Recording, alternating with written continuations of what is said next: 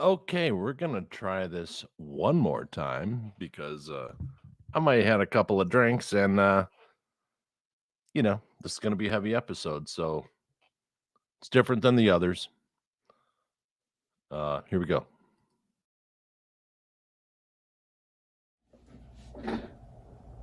Each day, 22 veterans lose their life to suicide. This has to stop. If you are now serving the U.S. military or have in the past, please stand at attention. Salute my brother if you would. If you are not in the military, I ask you to stand up, place your hand over your heart.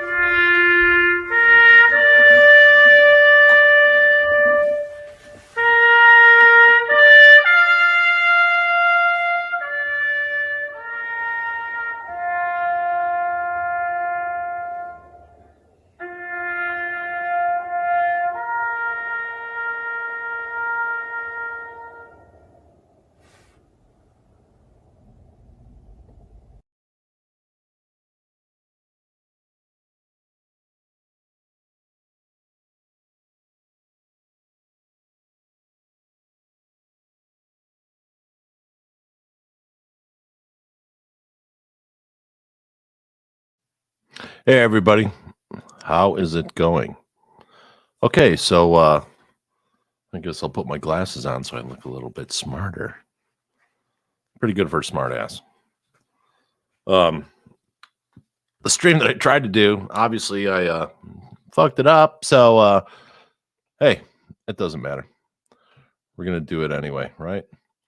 So we're gonna start talking about my brother, and here's about us growing up.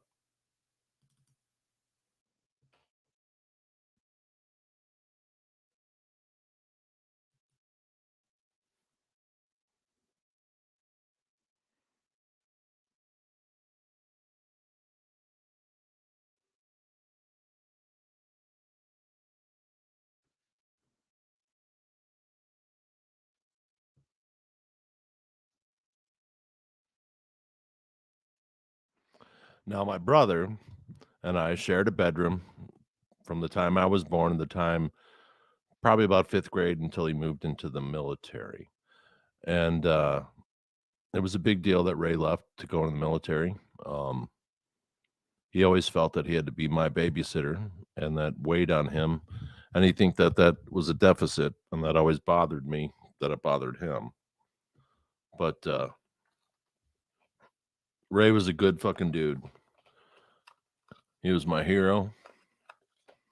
No one was funnier together than me and my brother. We have three sisters, and the whole point was to get one of them to piss their pants every time the family got together. But if we made all three of them piss their pants from laughter, well, that was just fucking pure gold. So as you can see, we shared the same hairstylist, and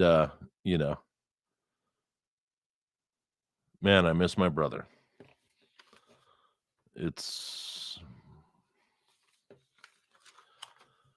Suicide is a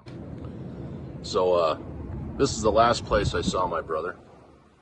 I was in the helicopter pad. Well, I was in a room right there, and the time before that, when I saw Ray, my mom was right above the helipad in a room with a UTI, urinary tract infection, and it mimics dementia, and people can quote unquote lose their mind a little bit. And she had relived some trauma from her childhood, and not pleasant to hear. And Ray heard that, and I think it kind of made a difference of what he had thought in his head for the longest time. and seems he might have got it wrong. And at that point, I did see something change, but I didn't.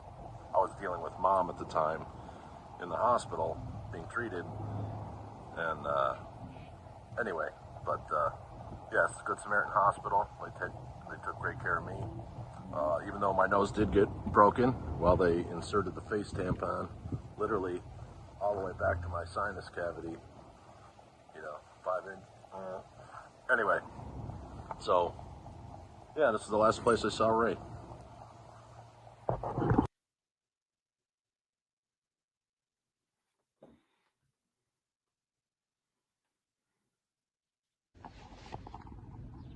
See that house right there?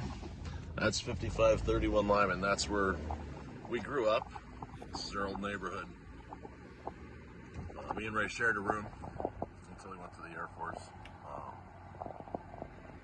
But I'm going to stop and show you. It's on Mr. Mertz's land there. This right here is the creek. And the creek basically gave us our imagination as a kid. So here's the creek that we played in. And then we would follow the creek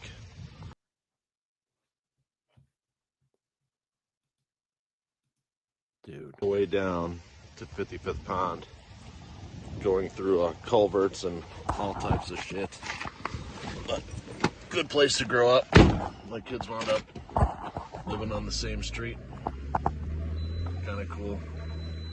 Anyway, that's your old neighborhood.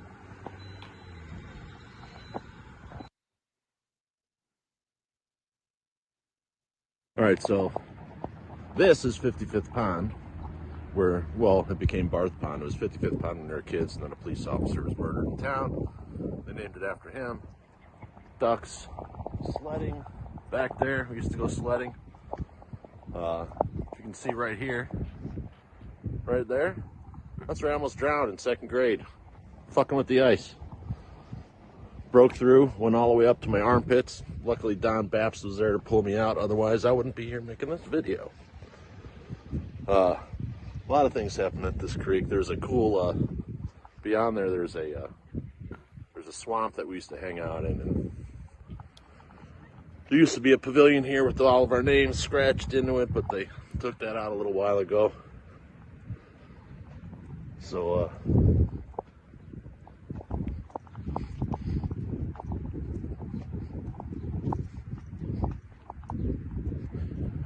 just some of the places I used to hang with my brother.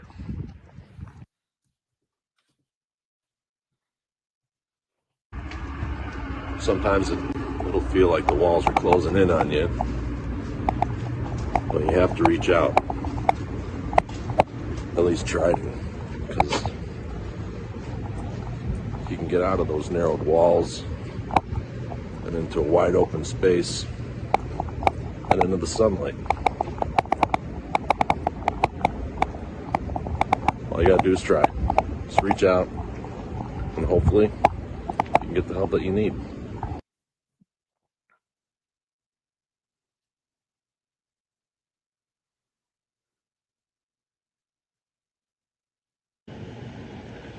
So further down the alley, this used to be a place called Main Street Pharmacy, where we used to get phosphates after St. Joe's.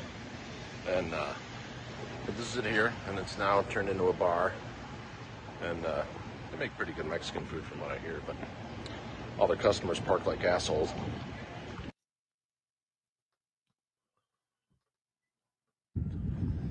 So now we're here at the Tivoli Theater. And you're going, why would you go to a theater? Well, me and my brother did voices. He did like 150, I did around 200. And we were into cartoons and all kinds of stuff. Hanna-Barbera was like everything to us growing up. But the Tivoli Theater, second theater with sound in the United States, opened on Christmas Day 1928. And it's a beautiful theater, man. And right now they're doing The Lost City. But yeah, the Tivoli, unbelievable. And look at that. A little bit of magic there. Doctor Strange. So then we go further here. And yeah, the pizza joint, Aurelio's. I've been here for... What's up, Greg? How are you? That's the owner of Aurelio's, Greg. I was one of his first customers. So what happens when you live in a town for so long and then you come back. This is the Tivoli Bowl. Right? Check it out. Oh, it's closed. Bummer. But if you see those stairs, metal stairs, I once pushed Mike Cunningham down those stairs for calling me a name he shouldn't have. But, you know, shit happens.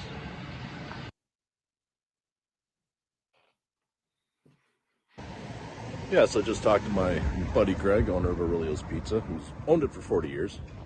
And great pizza, so if you're ever around, just ask for Joe. But yeah, so in the Tivoli parking lot. Now this, check this out behind us here. See that? That's where the curtain used to rise up. Even when I was a kid. Pretty cool.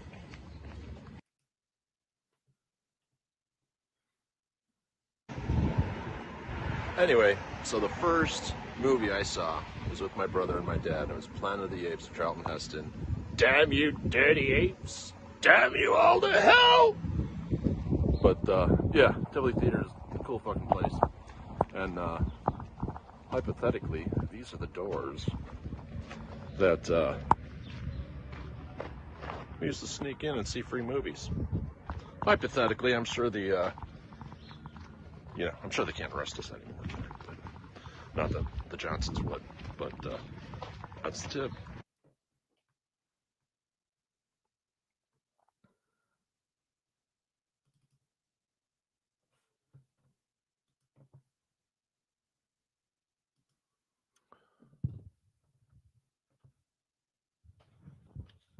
Anyway, sorry, this is kind of a convoluted episode. I apologize.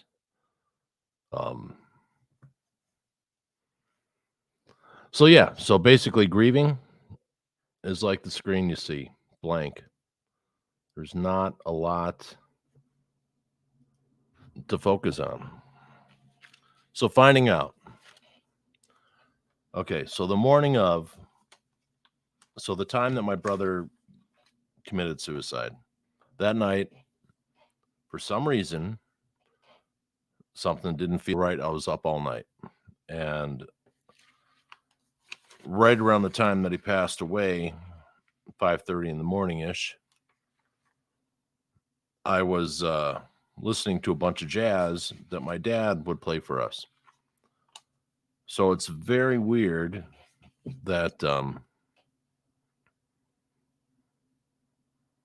at the moment he died, I was with my dad was basically comforting me, even though he had passed away. And took a nap, got a phone call from my nephew, Matthew, who's an incredible young man, very respectful, great human being. And it's important to be a great human being, especially today. So I get this phone call, and this is right at the beginning of the lockdown. So it's 2 weeks in. My mom's a triple threat, according to the source. And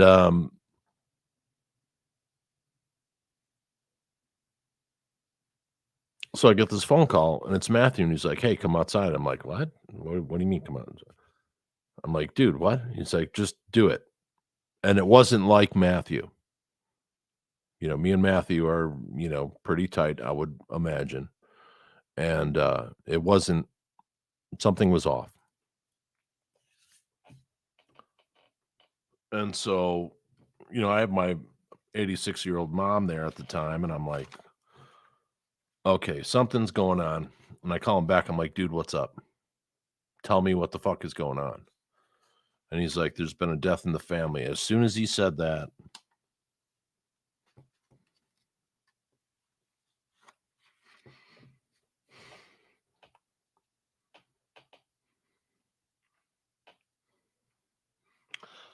I knew that my brother killed himself. Me and Ray were very close. We're very funny together. But having to walk past my mother, lie to her, which I don't. I live and die on being honest. If you want to be an artist, to me, you can't be dishonest. You have to be honest in everything you do because people trust you. And when you work with people in disability and the end of life, like I do this thing called the last laugh. When people don't have family members and they're, in hospice, I go and I talk to them and I make them laugh and I tell jokes and maybe play a little music. And anyway, so I have to walk past my mom like everything's okay. Everything's heightened because of the lockdown. And I had been doing this thing, making fun of what's going on, like, hey, where'd you get this? Oh, the gargoyle sent it, just weird comedy things between me and mom. And then all of a sudden, Mommy in the Apocalypse was supposed to be a comedic venture, turned into 2 weeks of comedic, and then 30 days of this is what happens to you when someone close to you commits suicide. So in September, for the Suicide Awareness Month, I will be releasing Meme on the Apocalypse. And for $20, you can buy it, and all the proceeds will go to suicide awareness, specifically for veterans. And people don't know the effect. People are like, "Oh, you committed suicide." People say it's a selfish act. It is not. While speaking with someone very close to me, Ma Vance, yesterday, after going over all this stuff, I'm having this conversation to where I'm like, well, this is what I've learned. I've learned that grieving, not the act of suicide, is selfish, but the act of grieving is selfish. And she goes, well, selfish has negative connotations. I'm like, well, you're absolutely right. So it's not, because when you grieve,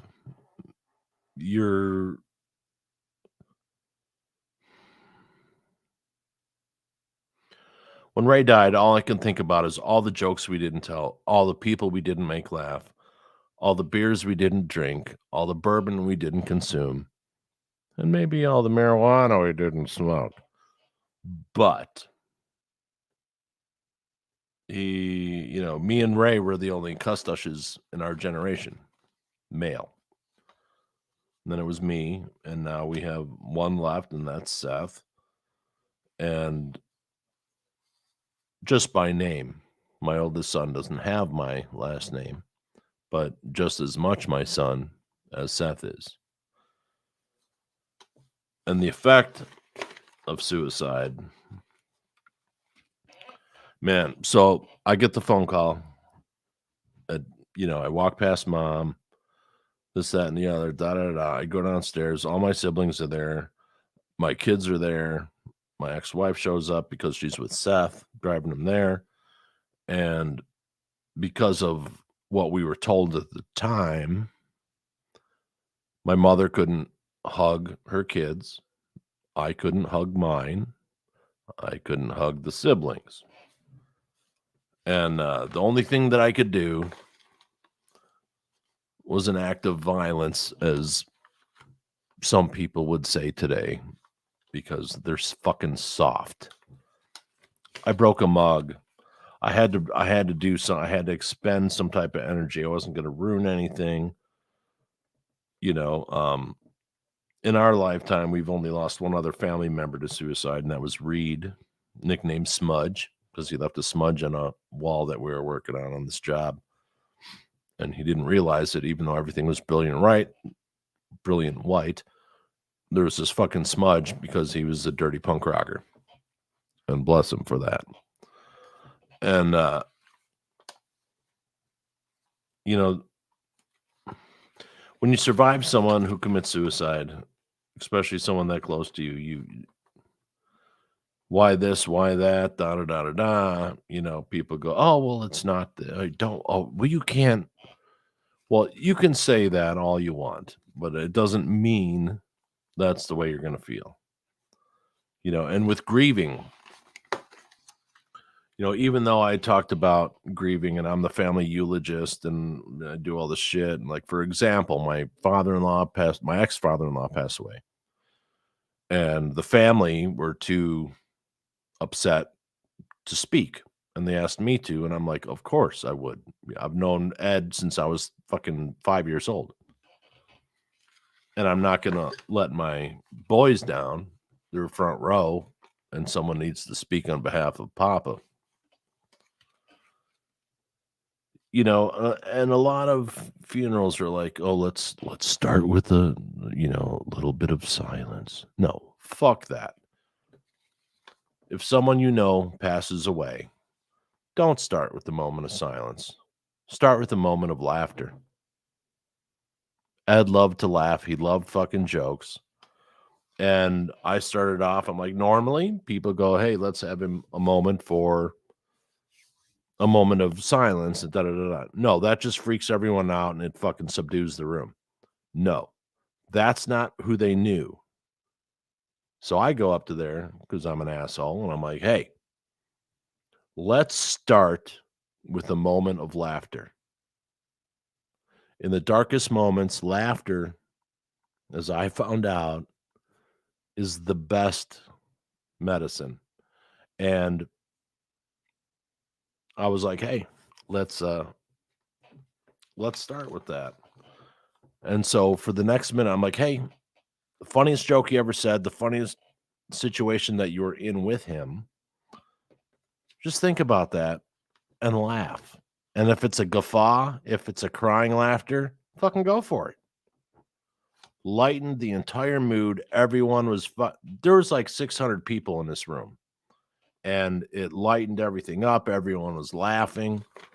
And it turned into a celebration because when someone passes away, you really should celebrate them.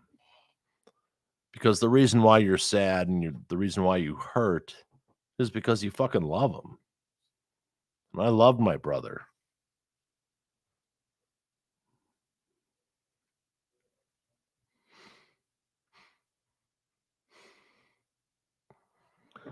So part of this podcast is getting to the next level of grief.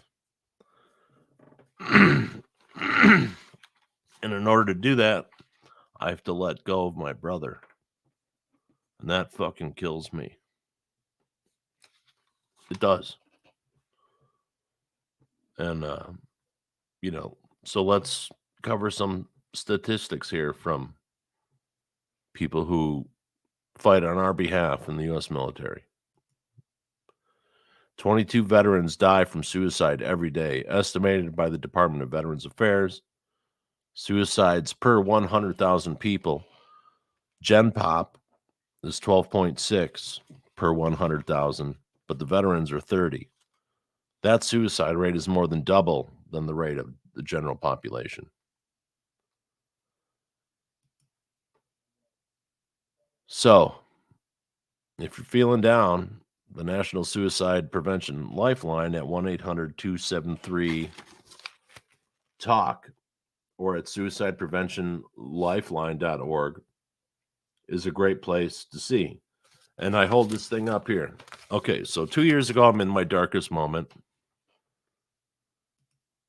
And now I hold up a plan of a romantic vacation with an amazing woman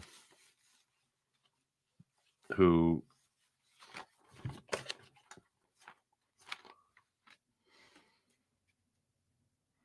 it's everything I've ever wanted. So is the effect of losing someone the effect of gaining someone else? Is it the opportunity to recognize happiness or grab onto it when you see it. But one of the things I've learned about suicide from talking to a bunch of people is there's this common thread of the word is burden. And unfortunately, people think they're a burden because they're so down, they're so depressed. And, it's better off without them. Maybe financially, they get to keep the house, this, that, and the other. It's just stuff, and coping. Well, okay, so here's one thing about grieving. Okay, grieving, like disability, is like a fingerprint. No one deals with it the same way. No one's going to deal with it the same way. So if you're one of these people who get upset that someone's not grieving like you, or you don't think their grieving is at an exceptional level, you know what? You're a fucking asshole. Because that is the most selfish motherfucking move you can make. And yeah, everyone hurts after a suicide. But when you start pointing fingers because someone's not grieving enough, because you're not fucking even there. You know how much shit I heard about my mother not grieving enough from someone who gave her a phone call for fucking 5 minutes a day? You know what? Fuck you. Fuck you. I saw it. I saw what she went through. And just because, princess, you didn't, that's fucking disturbing. Has nothing to do with what happened in your fucking life previous. This is a separate situation.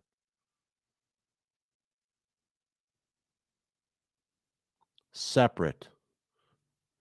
And the fact that that was your sticking point, you're a fucking asshole.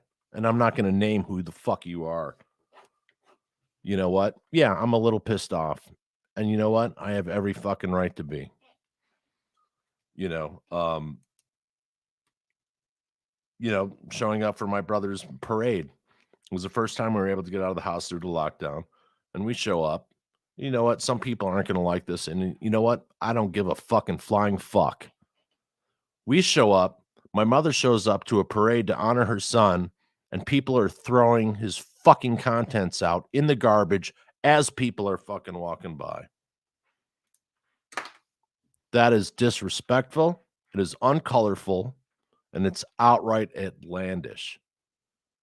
And if you think I'm the asshole in the family, look in the fucking mirror, because that's bullshit. You didn't give anyone in our family time to grieve. And when we showed up to do it, we were met with a garbage can. And I'm sorry, my brother's not fucking garbage. It's been 2 years. He hasn't had his military honors. The flag has not been presented. Taps have not been played, only by the taps I've played here on the website. That's disturbing.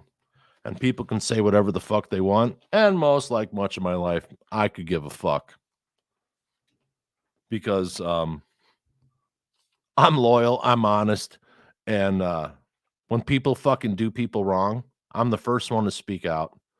And in this situation, when everyone's hurting, that was the selfish act because of religious bullshit that you're putting on others that don't believe in the same way. And it may not be the main person, but the main person above. And hey, if people say I'm an asshole after this podcast, I don't fucking care, because I loved my brother. And to me, he was thrown away and he hasn't been respected. And, but that's part of grieving, right? We're all able to, at least I'm honest. I'm not blowing smoke up anyone's fucking ass. I'm not lying. I'm not creating situations that don't exist. And it bothers me that my brother hasn't been respected. You know what? Give us some fucking ashes. Let us deal with it our own way, and we can move on. period. That's not a bad thing. And if people think it is, but, you know, sorry, I didn't mean to go negative there, but suicide and, someone's death will do that to you. I mean, Ray, at the thing, I'm like, hey, I lost my brother. And like, yeah, so did I. I'm like, no, you don't understand. So I have 3 sisters and I had 1 brother. So in our family, if you have a penis, you're fucking evil. And that's not right because Psycho Woman was running the show. And I'm tired of toxic masculinity being thrown around. That didn't happen in our family. We are all nice men. We're romantic men. We cook. We clean. We do everything for the women that we're in love with. And for people to point at that is fucking disgusting. I'm not a fuck up because I look like my father. And people go, oh, why did Ray kill himself? Well, you know what? Mom treated him like shit. Period. Treated me like shit too. I'm not going to sugarcoat it because she's alive. Fuck that. Emancipated adult at 16. Obviously, there was things going on there. And to me, to lose the other man in the family, I had no place. Everyone's like, oh, this, that, and the other. Yeah, fuck you. So I'm taking care of mom. And yeah, I'm letting it all out. I don't give a fuck. So everyone goes, hey, let's go away and grieve Ray. And they rent a cabin.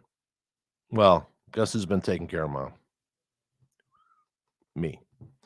And that's fine because that's what I signed up for. But they didn't even think to ask that maybe I would like to grieve with my family because maybe they don't agree with my lifestyle or whatever. I could give a fuck. So when you have people, gaslighting me on the fucking phone today, not Jason Clark. Oh, this, that, and the other. You know what? Fuck off.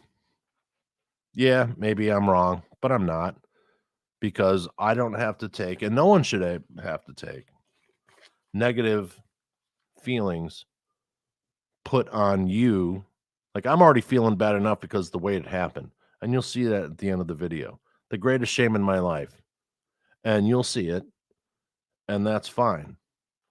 But I wouldn't have been able to say that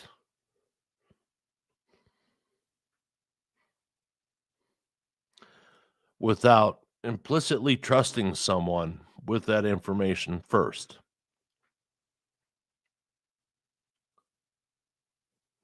And that was Lynette. So we have this great pain and this great love happening at the same time. And there's this dichotomy of that. It's so stark. And then I'm like, okay, I was able to do that. I was able to say what I needed to say. And then my buddy Lofty of 30 years, love you, Lofty. Ken, you're a fucking good dude, man. From the Lords of Trash, way back in the day. And I told him, but I was only able to tell him because I told Lynette. And now I'm only able to tell you guys because there's all this, in suicide, there's always some dirty secret. Well, that secret, if it was dirty, I don't know about, but that's what's, I've learned. And how do you seek help? One of the questions, like, how do you know when to tell someone to seek help? Well, I don't tell anyone when. I just mentioned, hey, the reason why this podcast is around originally is supposed to be called That One Uncle. And then after my brother passed and I almost died, the one uncle wasn't funny because I didn't want my nephews and nieces to feel I was leaving my brother out because we know and they know how tight me and my brother were in comedy. And, like, I'm so bummed. I have books coming out. He won't see that. He was also a writer. I'm so bummed.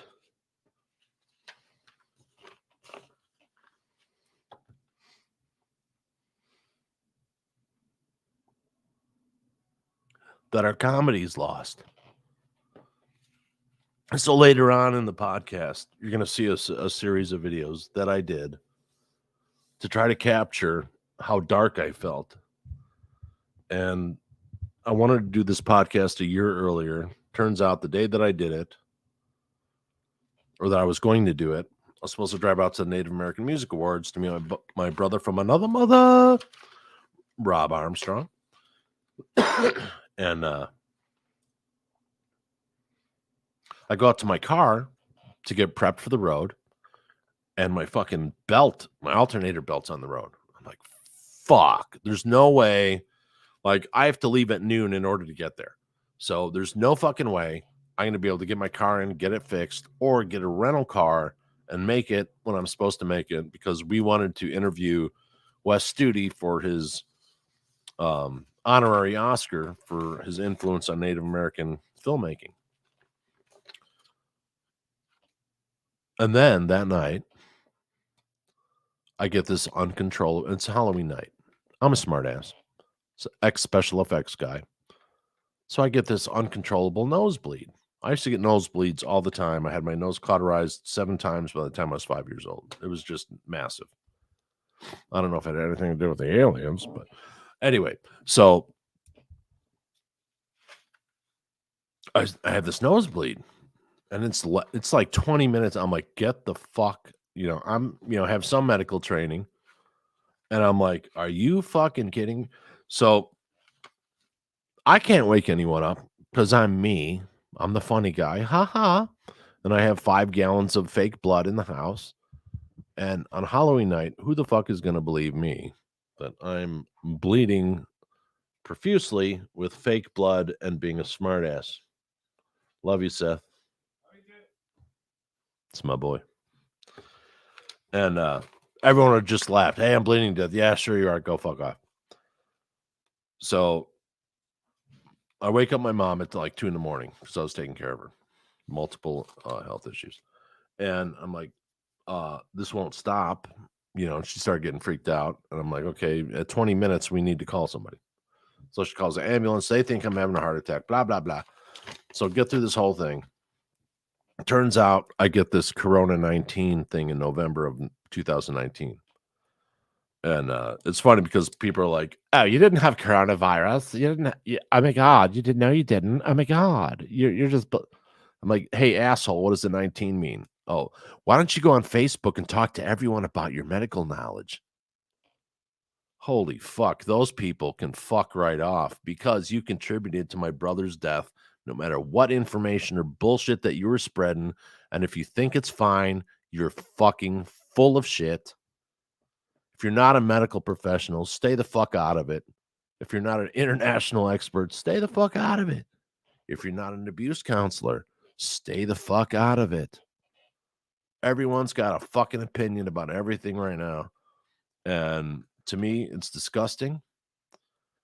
And you have all these people being righteous and they can do no wrong and they want you to subscribe to the way they live, even though they're a fucking asshole. Anyway, I won't get negative. I swear. And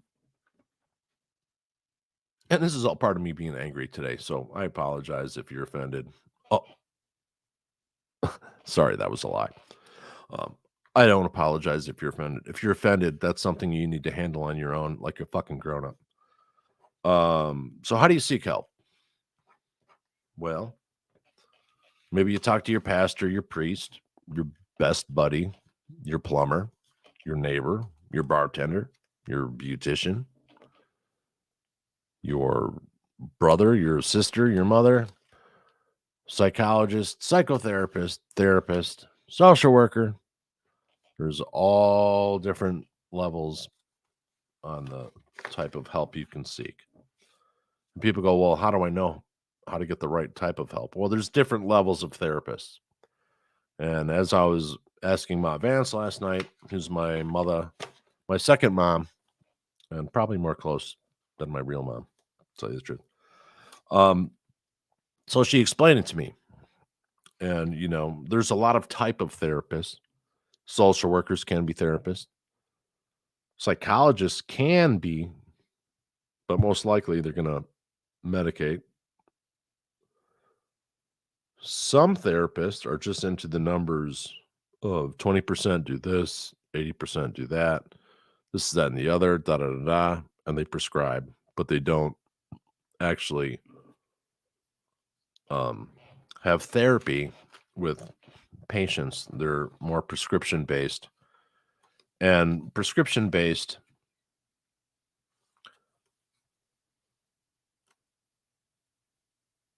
if you don't talk to people, you're not going to heal. I talk the fuck out of anybody. Like I have this job where I take people to surgery and pick them up from surgery. And I thought I was like a fucking pick up at the airport gig. And to do this to supplement my income. And I found out that as people going in who are nervous because their kidneys aren't working. That's a pretty heavy fucking load. And I'm like, okay, I'd love to do that. And I hear these great stories every day from people who are way fucked up as the general population would see it. One guy doesn't have any part of a single finger that's complete. One lady's 85 years old. She's, she retired from professional hot air ballooning at 85. One lady felt so sorry for her, and that was my bad because I know better. 3 strands of hair in her head. Her skin's breaking apart. Missing an eyeball. Half her teeth are gone. And it was the best fucking conversation I had in probably, I don't know, I couldn't tell you how long. Beautiful human being. And, there's something about beautiful human beings. You can tell someone they're beautiful, but are you telling them why? Are they beautiful just on looks? Because that's shallow. No, beautiful people to you as a friend or lover or someone that you're falling in love with, beautiful people. It isn't about how they look. It's how they make you feel. And my brother was a beautiful human being. And he helped a lot of people. And what do you say to that? I don't know.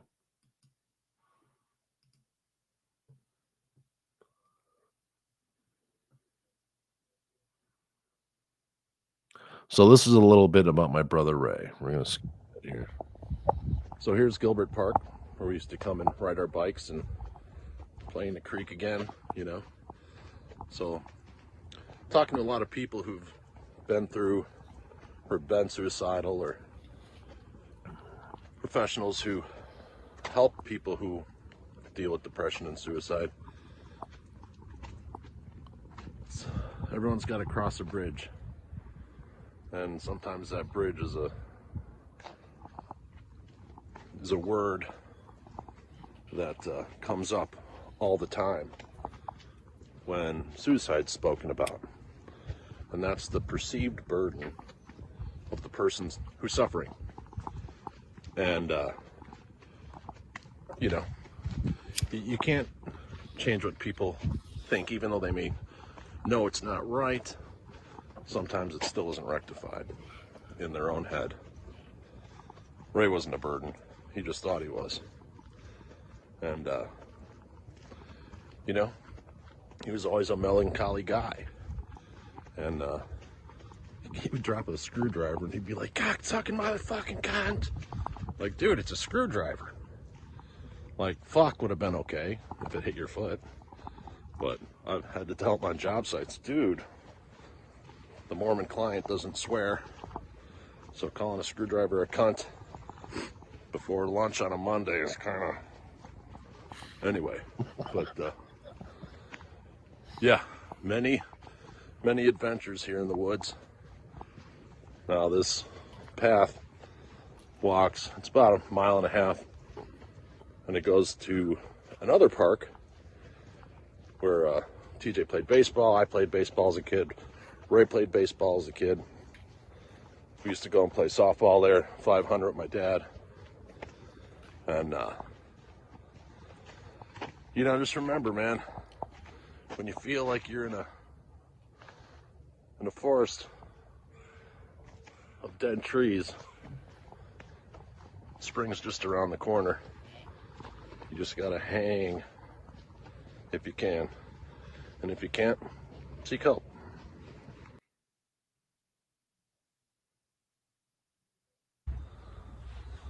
So this is the stoop at Ma Vance's house. This is the place I've always come when I was troubled or in trouble or things were weighing heavy on me. I'd come sit on this stoop ever since I was a kid because it's the safest place. So, PTSD is why Ray killed himself. U.S. Air Force veteran. He was in EMS, which means that's weapons, specifically making missiles, and they built the bunker buster to take out Saddam Hussein. Well, they dropped it on a children's hospital, and that fucked with Ray's head ever since then. It was the fastest from production to drop in 30 days, but they dropped it on a children's hospital, and his last job was working at a children's hospital for Shriners, and they had the first COVID infant death, and he went home and was up all night. Well, he hadn't slept in like 6 days, and he killed himself.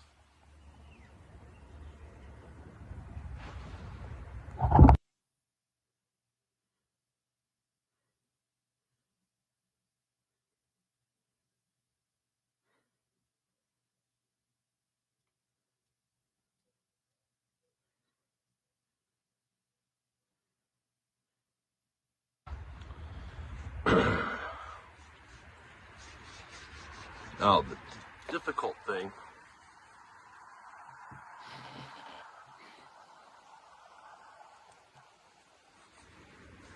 is 20 years ago, I sold him a firearm so the kids wouldn't have access to it to make my family safe.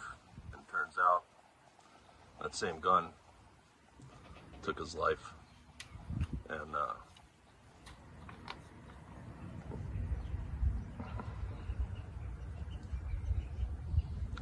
people say, well, he would have used something else. Of course he would have, but he didn't. People say, oh, well, you shouldn't. Well, that's nice to say. But I do, and I hold on to it. And do you get over it? Does it box you in? That can box you in. How do you get over it?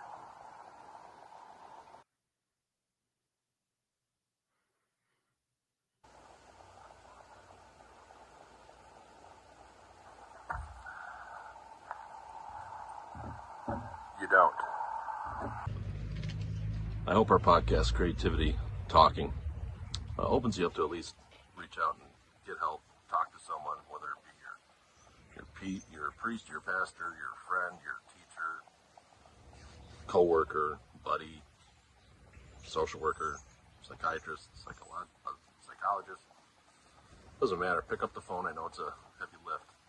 Pick up the phone, man. You know, people say suicide is a selfish act. It's not. The grieving part is a selfish act.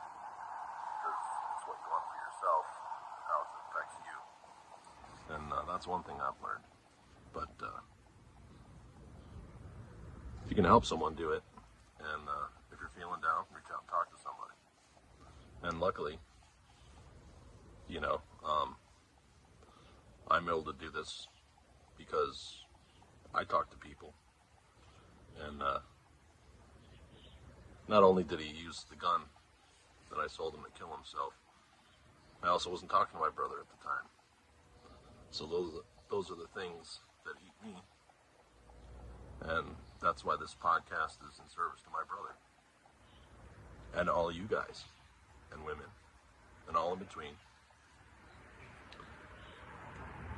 Let's make the world a little bit nicer, shall we? Anyway, this is V. Have a good one, everyone. Thanks for tuning in. I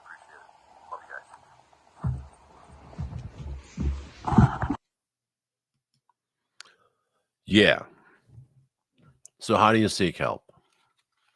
Maybe you don't want to talk to your family member, your lover, your girlfriend, your husband, your friends, and you want to keep it on the down low. Well, you can go to the website, Psychology Today, and you can find a therapist in your area by filling out a little bit of information.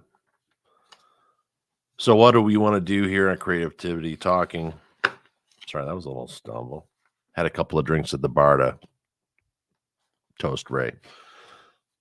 What we want to do here at Creativity Talking is have it's comedy based. It's not a downer.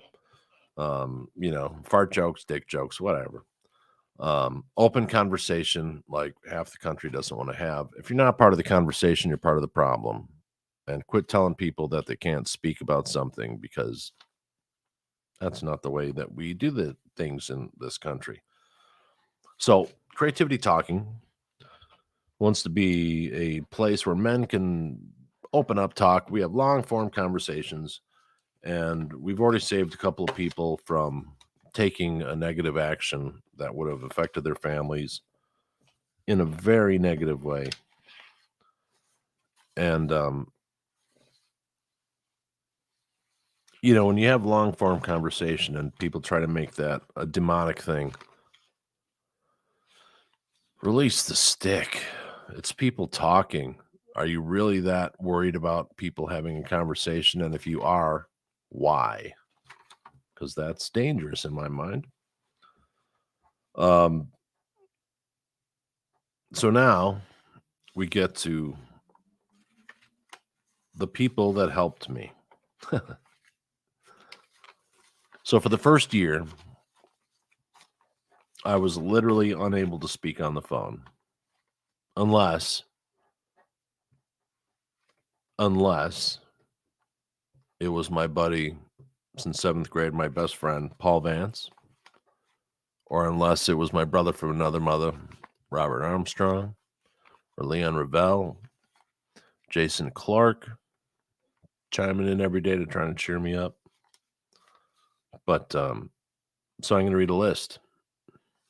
This is a list of what it takes to help someone get through something like this. For me, most people are like, suck it up. You know what? Fuck you with the suck it up. That's part of the problem. Everyone's against men right now. And you know what? It's okay if you're feeling sad. You're not toxic. Fuck those people. There's a thing called toxic feminism too, by the way, which people need to fucking gain control of and quit being outrageous fucking people. Not everyone's bad. And if you focus on things that happened 40 years ago, you're the asshole. Oh, did I say that out loud? Please cancel me. Anyway, so we're going to get to the people who helped me. First off,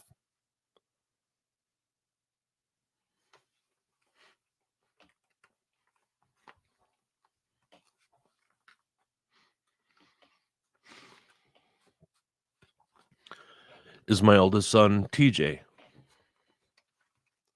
Every day, he called to make sure I got out of bed. Then 4 hours later, every day he would call to make sure I ate. Every day for a year. And then after the first year, it was once a day. Every fucking day. I love you, TJ. Seth, of course, was there. My nephew, Matthew Prinos. The first phone call when I broke the mug was to Paul Vance, Ma Vance, Stacy Lavelle, which is Paul's sister, my big sister, Rob Armstrong, Leon Ravel, Jason Clark, Eric Speck, I love you, brother, Steve Schwab, my mentor from college, who was instrumental because the way that he talks to people is comforting. My buddy Kevin Williams in Fatui, Panama. My stand-up stand-in older brother and Vietnam veteran. Thank you for your service, sir. My buddy and brother, Ted Haler. One of the funniest fucking people. But she's, you know. Anyway, Phyllis Hoffberg. Mitchell. Carl and Catherine. My cousin Roy Cressman.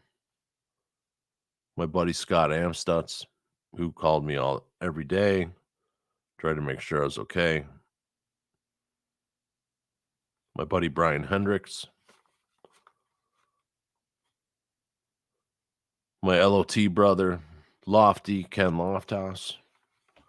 Glenn Wagner, who says good morning every morning. Meredith, who edited Meme on the Apocalypse, which will come out for Suicide Prevention Month, and all proceeds will go to benefit veterans suicide awareness. Sharon Mayberry, you bitch, you had to die. She was like 75, and she was like the coolest broad ever. She was totally cool. I really miss Sharon. Anita Six, Chicago representing. Sal Montagna. Amy, I totally fucked that up. Sorry, Sal. I got a little hammered. Amy McMahon. My little brother, Kenny Dupree. My brother's best friend growing up, Marius Casinas. Tarek. You know, and especially, you know, when you're that far out and you've seen the darkest come to the lightest, and then the person that's with you is able to support you in a way that you're not used to. Thank you, Miss Lynette Benkin. You are loved, and you know that. So yeah, like 35 people it took for me to get to the point where I am today to be happy.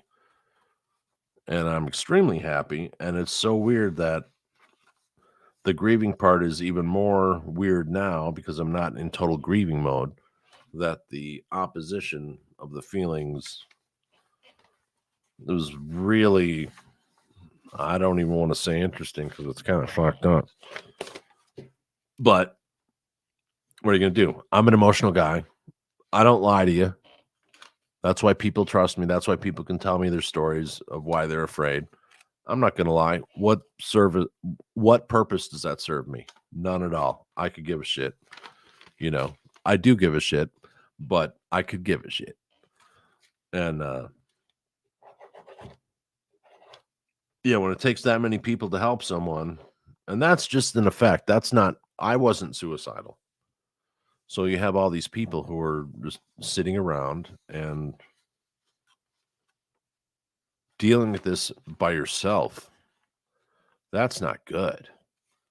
Dude, talk to somebody. Go to your neighbor, talk to a dog, buy a pet, do something. But you can't do that.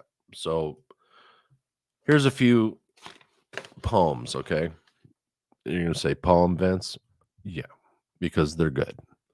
And this one's really not a poem, but it's still awesome. Sent to me by Ma Vance, who's a social worker.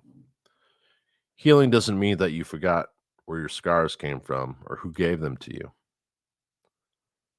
Healing doesn't mean that your heart will go back to how it looked before. The world so casually broke it. Healing doesn't mean that you are over what happened, whatever the hell that means. Healing doesn't mean that you won't start crying again randomly. I still do that. Your tear ducts are a broken faucet. Healing doesn't mean that your trauma you buried won't be unearthed, because it does become unearthed in certain conversations. And luckily, if you have someone in your life who's willing to understand that, not judge you on it, support you and move on, you're a lucky fucking human being. Most mummies aren't exhumed by themselves anyway. Healing isn't your final destination. where your wound is reduced to being a little anecdote that you tell during cocktail parties. Healing is the slow journey by train across steep mountains where it feels like your car will spill over the edge at any moment down to the abyss below. Healing is a wild pilgrimage into the vast unknown. Healing has the wheel now, and it doesn't need any backseat driving. Just be patient, my love. Healing loves to take back roads. Just remember, healing has no finish line. Healing has no due date. Healing has no schedule. Healing has no use for maps. Healing has no agenda. Healing has no instruction booklet. Healing is a perpetual motion machine. Healing is the 1,000-year flood. Healing is the constant itch on your soul. Healing is the simmering pot. Healing is the maze without any exit. Don't rush your healing, because what's the point? Healing never ends. Just because new skin has grown over your injury, it doesn't mean that the ache is gone. That's fucking way true. Honor those deep pangs of yesterday that are now chapters in your story. Be on friendly terms with your pain if it shows up for tea later today. Then tell it the fuck right on.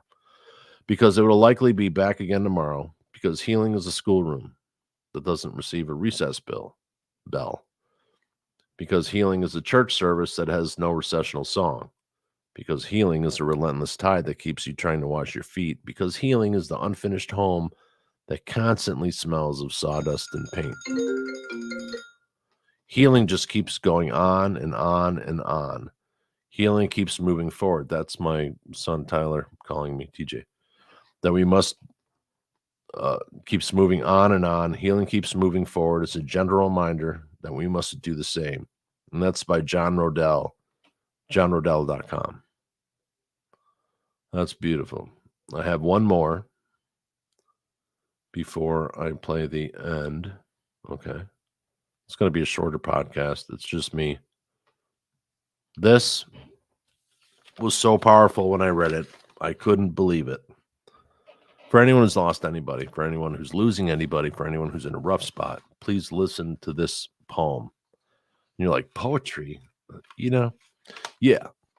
I'm an old metalhead. Recently got into poetry. I used to write lyrics all the time. I'm a writer.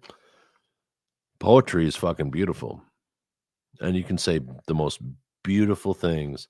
But from what I have gathered, they still haven't been able to describe the ultimate love correctly. Anyway, here's a poem about grief. And a lot of things about, people talk about suicide. It is about suicide, but it's mostly about grief. Because the person who committed suicide isn't here. The people who left behind are. So here's this poem, okay? Grief is like carrying a stone in your pocket. The best way I can describe grief as the years go by is to say it's similar to carrying a stone in your pocket.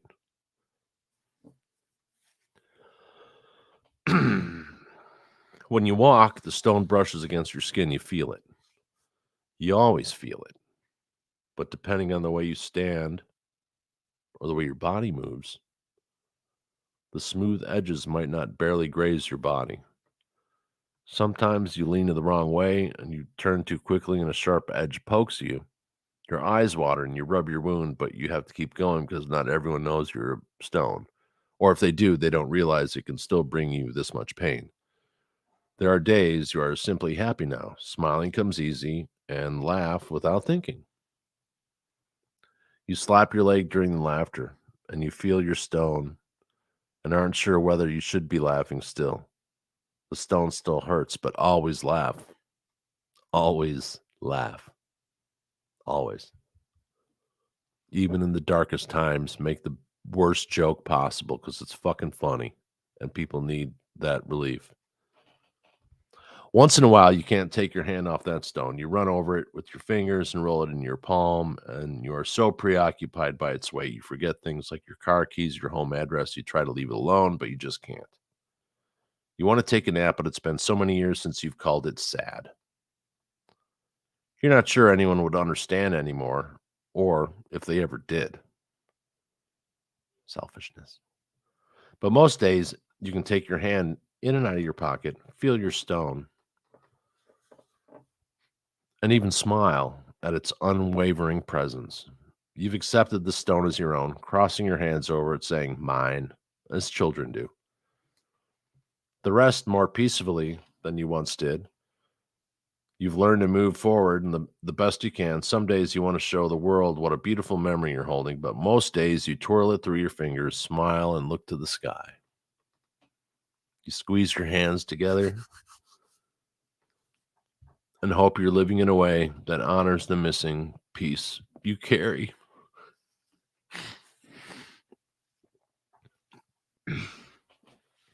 Until your arms are full again. Written by Jessica Watson for 4 Plus an Angel.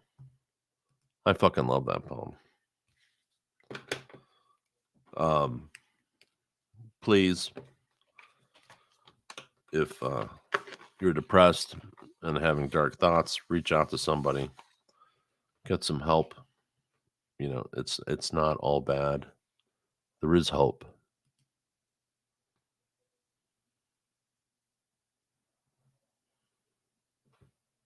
Bridge is a dude. Sorry, the video's all fucked up.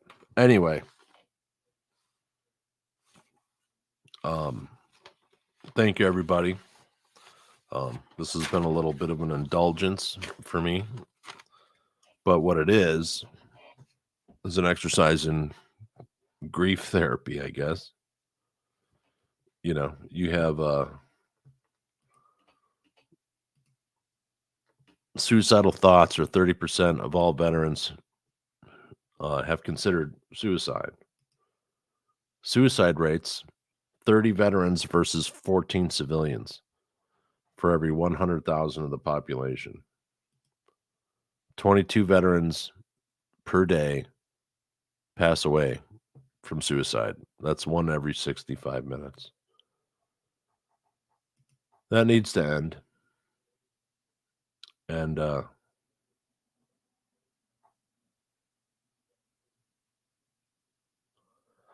don't know what else to say.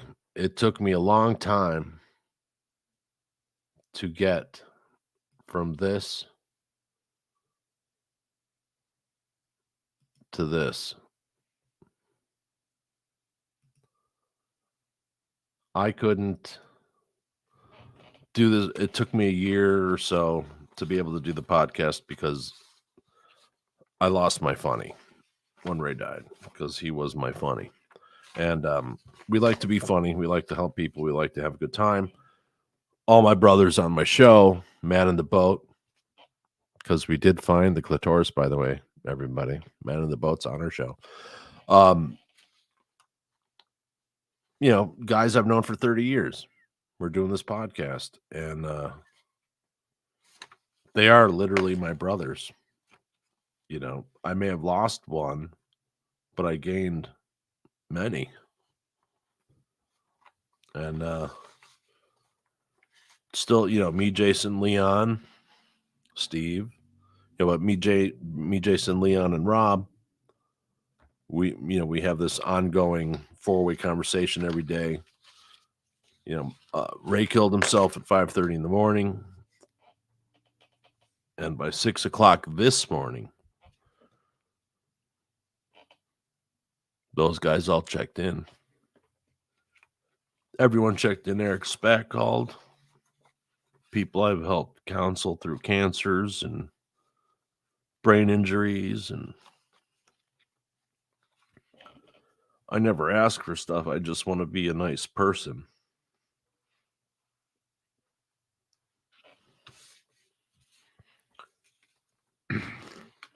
And the fact that they all took time out for me today, and my brother, I appreciate it. So thank you everybody. Sorry for having a sad show. Didn't mean it to be. It's supposed to be more of a celebration, but you know, that's how grieving is.